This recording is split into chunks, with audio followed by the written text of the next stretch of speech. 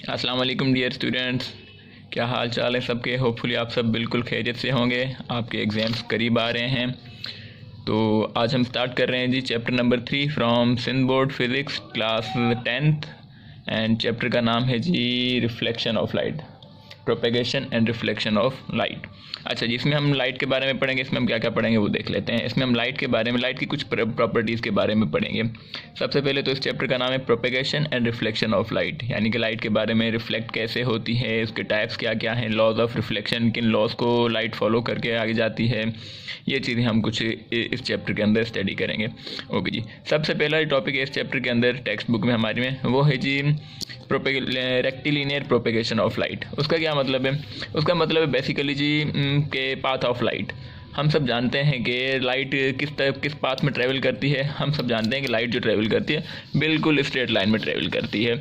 ठीक, तो इससे हमें पता है इस टॉपिक का, यानी जो मतलब है रेक्टिलिनियर प्रोपेगेशन ऑफ लाइट या फिर पाथ ऑफ लाइट भी जिसे हम कहते हैं, कि इसका सिर्फ मतलब इतना है कि light travels in a straight line. बस हमें सिर्फ पाथ ऑफ लाइट बताना है। अच्छा जी, ये हमें कैसे पता चला कि पाथ ऑफ लाइट जो है स्ट्रेट लाइन में लाइट ट्रेवल करती है, कोई कर्व पाथ या कोई और पाथ में ट्रेवल नहीं करती। ये हमें ऐसे पता चला जी। इसका एक्सपेरिमेंट हम इजीली घर पे भी कर सकते हैं और हम अक्सर करते भी होंगे। यहाँ पर हमने कोई रख ली लाइट सोर्स, यहाँ से लाइट रेज जो है इमिट आउट हो रही है। तो अब हम क्या करते हैं, यहाँ पे इसके सामने कोई ऑब्जेक्ट रख लेते हैं। ठीक हो गया। ये जब लाइट की रेज इसको हिट करेंगी, जो इसको हिट कर रही हैं वो तो यानी कि हमारी क्रॉस नहीं हो पाएंगी। इसी ऑब्जेक्ट की बाकी जो लाइट रेज होंगी हमारी, वो इसको क्रॉस करेंगी। इसी ऑब्जेक्ट का शेडो हमें इस पॉइंट पे नज़र आएगा, बिल्कुल इसके बिहाइंड है।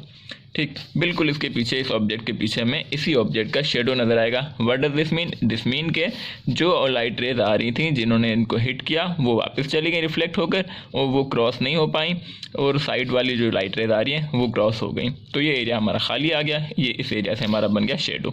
तो इस छोटे से एक्सपेरिमेंट से हमने ये कंक्लूड किया कि light travels in a straight line.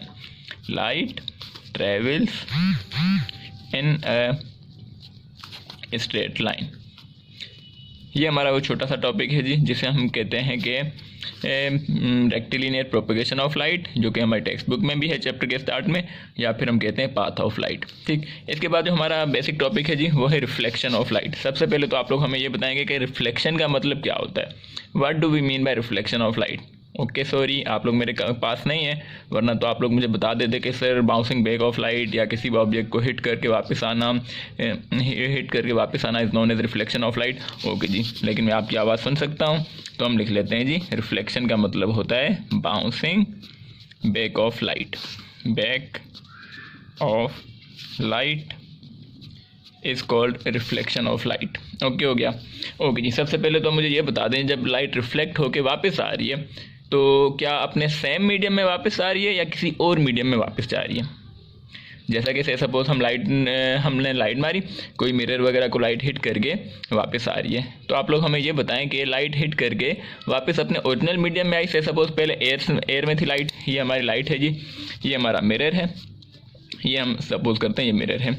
इस पॉइंट से लाइट जो है वो जा रही है। ये लाइट गई, एयर से गई, इस मीडियम से गई, इस मीडियम को हिट किया, ये जो भी हमारा मीडियम है, मिरर है या कुछ और, तो इसको हिट करके ये वापस आ गई। क्या ये वापस ओरिजिनल मीडियम में, अपने ओरिजिनल मीडियम में वापस आई? यस ऑफ कोर्स, जिस मीडियम से गई थी उसी मीडियम में वापस आई। डायरेक्शन चेंज हो गई, एंगल कोई और हो गई, लेकिन मीडियम सेम रहेगा। ठीक, तो हम यहाँ पे क्या ये इजाफा नहीं कर सकते, bouncing back of light in its own medium या फिर in its original medium is called reflection of light. और ये मोस्ट इंपॉर्टेंट पॉइंट है जो आपने याद रखना है, जो कि आपको रिफ्लेक्शन ऑफ लाइट और रिफ्रैक्शन ऑफ लाइट में डिफरेंशिएट करने में हेल्प आउट करेगा। तो हम लिख लेते हैं reflection of light, bouncing back of light in its own medium, in its own medium is called reflection of light. ठीक हो गया, इज़ कॉल्ड आप लोग लिख लेंगे bouncing back of light in its own medium. ठीक है जी, ये इसका एक्सपेरिमेंट अगर आप करना चाहें आप लोग घर पे कर सकते हैं। कोई भी मिरर लिया, लाइट सोर्स ली, फ्लैश लाइट मोबाइल फ़ोन की ले ली, लेज़र लाइट ले ली, और ये हम कर भी चुके हैं ना घर में काफ़ी दफ़ा। तो this process is known as reflection of light. Okay, इसके बाद जो हमारा ये टॉपिक है टेक्स्ट बुक में के हवाले से, वो है laws of reflection. Laws of reflection, what are those laws जिनको रिफ्लेक्शन का प्रोसेस जो है ये फॉलो करता है? तो सबसे पहले इसके अंदर जो बेसिकली दो लॉज हैं हमारे पास। ठीक, there are two laws of reflection of light. ये सेंटेंस आप लोग लिख लेंगे, there are two laws of reflection of light. Okay जी, तो वो दो लॉज कौन कौन से हैं? फर्स्ट लॉ लिख लेते हैं जी। फर्स्ट लॉ क्या है? फर्स्ट लॉ है जी, अच्छा इसमें एक बात, फर्स्ट लॉ पढ़ने से पहले एक बात बता देते हैं। रिफ्लेक्शन में ये हमारा कोई भी ऑब्जेक्ट है, ये कोई भी सरफेस है हमारा, रिफ्लेक्टिंग सरफेस जिसे हम कहते हैं, ठीक, रिफ्लेक्शन का प्रोसेस पढ़ रहे हैं।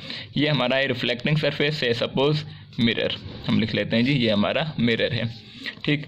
हम अब क्या करते हैं, ये हमारी लाइट सोर्स आ रही है जी, ये हमारी लाइट आई, इस पॉइंट पे लाइट ने हिट किया, इस पॉइंट पे लाइट ने हिट किया, ठीक, इस पॉइंट पे हिट किया। अब एक बात हमें यहाँ पे याद रखनी है, जिस भी पॉइंट पर लाइट हिट कर रही है, जिस पॉइंट पर लाइट हिट कर रही है सरफेस के ऊपर, तो उस पॉइंट पे रिफ्लेक्शन के प्रोसेस को समझने के लिए हम क्या करते हैं, एक उस सरफेस के परपेंडिकुलर, इस लाइन के परपेंडिकुलर नहीं, सरफेस के परपेंडिकुलर एक लाइन ड्रॉ करते हैं। डॉटेड लाइन से स्ट्रेट लाइन होनी चाहिए जी, ठीक, स्ट्रेट लाइन बना दें या डॉटेड लाइन्स बना दें वो आपकी मर्जी। इस लाइन को हम कहते हैं नॉर्मल, ठीक। ये नॉर्मल जी हमने क्यों ड्रॉ की, ये अभी आपको बताते हैं नॉर्मल हमने क्यों ड्रॉ की। नॉर्मल हमने सिर्फ और सिर्फ इस जो रे आ रही है, जो कि जो रिफ्लेक्ट होनी है, इस रे को हम कहते हैं, इस रे का नाम भी यहाँ पे लिख लेते हैं, इंसिडेंट रे, इंसिडेंट रे, ठीक हो गया। जो लाइट आ रही है जिसने हिट करना है सरफेस को, जो कि बाद में रिफ्लेक्ट होके जाएगी, इस रे को हम कहते हैं इंसिडेंट रे। इंसिडेंट रे जिस पॉइंट पर सरफेस पर हिट करेगी, दैट पॉइंट, उस पॉइंट पे हम एक perpendicular line, perpendicular means 90 degree, ये हमारी एंगल 90 डिग्री, इस पे हमने लाइन बना ली, that line is known as normal, ठीक।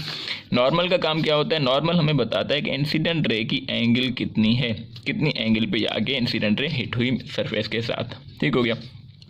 और जो रिफ्लेक्ट होके वापस जा रही है, रिफ्लेक्ट होके वापस जा रही है, इस रे को हम कहते हैं reflected ray, reflected ray. Okay जी, ये होगी हमारी इंसिडेंट रे, रिफ्लेक्टेड रे और नॉर्मल। नॉर्मल क्या होता है जी, नॉर्मल एक परपेंडिकुलर लाइन है, किसके परपेंडिकुलर, सरफेस के, रिफ्लेक्टिंग सरफेस के परपेंडिकुलर लाइन है नॉर्मल, ठीक। इसका काम क्या है, ये हमें एंगल बताता है, ये हमारी होगी एंगल ऑफ इंसिडेंस और ये हमारी हो जाएगी एंगल ऑफ रिफ्लेक्शन, ठीक हो गया।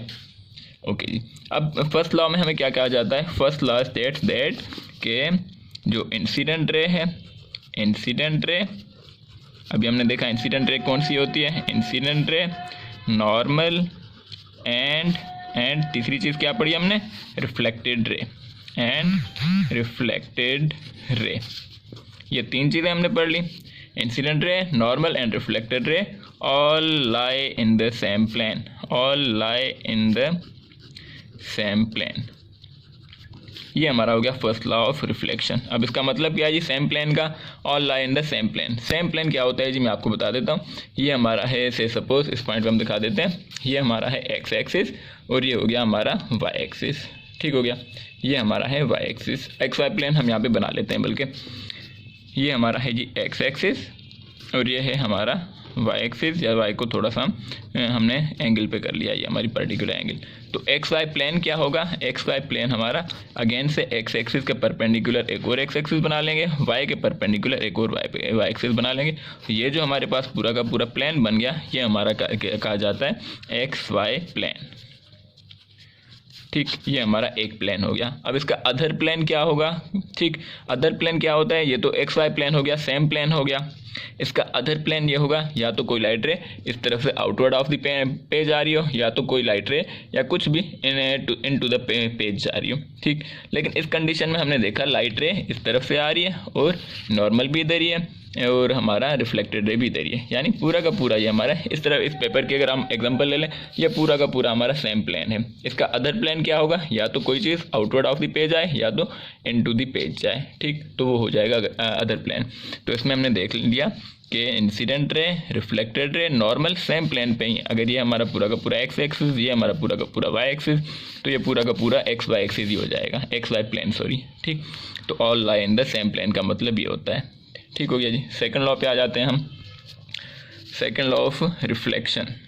सेकंड लॉ में क्या कहा जाता है, नेक्स्ट पेज पे आ जाते हैं।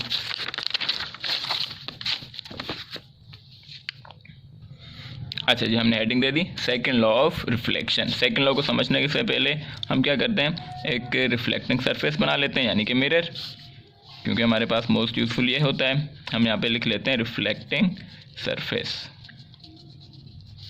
रिफ्लेक्टिंग, ये हमारा हो गया सरफेस। ओके हो गया जी, ये हमारा रिफ्लेक्टिंग सरफेस।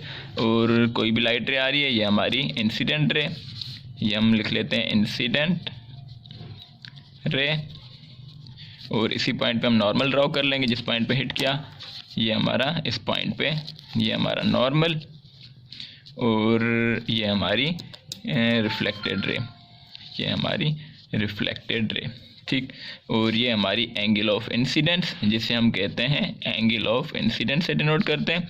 और ये हमारी एंगल ऑफ रिफ्लेक्शन, आर से, I for incidence, R for reflection, this sign, यानी कि this sign is for angle of incidence, या सिंपली हम सिर्फ आई और सिर्फ आर भी लिख लेते हैं। सेकंड लॉ स्टेट्स दैट कि कोई भी लाइट रे जब आ रही है तो वो क्या, जितनी एंगल पे हिट कर रही है इस सरफेस पर, नॉर्मल के साथ जितनी एंगल बना रही है, रिफ्लेक्टेड रे की एंगल भी उतनी ही होगी। Incident ray always will be equals to reflected ray. तो हम यहाँ पे लिख लेते हैं angle of incidence, angle of incidence is equals to angle of reflection. ये हमारा हो गया जी सेकंड लॉ ऑफ रिफ्लेक्शन। जितनी भी एंगल ऑफ इंसिडेंस होगी हमेशा हमेशा उतनी एंगल ऑफ, अगर ये 45 पे आ रही है 45 डिग्री, तो ये भी हमेशा 45 होगी। अगर ये 60 डिग्री है तो ये भी हमेशा 60 डिग्री ही होगी। जितनी भी एंगल ऑफ इंसिडेंस होगी उतनी एंगल ऑफ रिफ्लेक्शन होगी।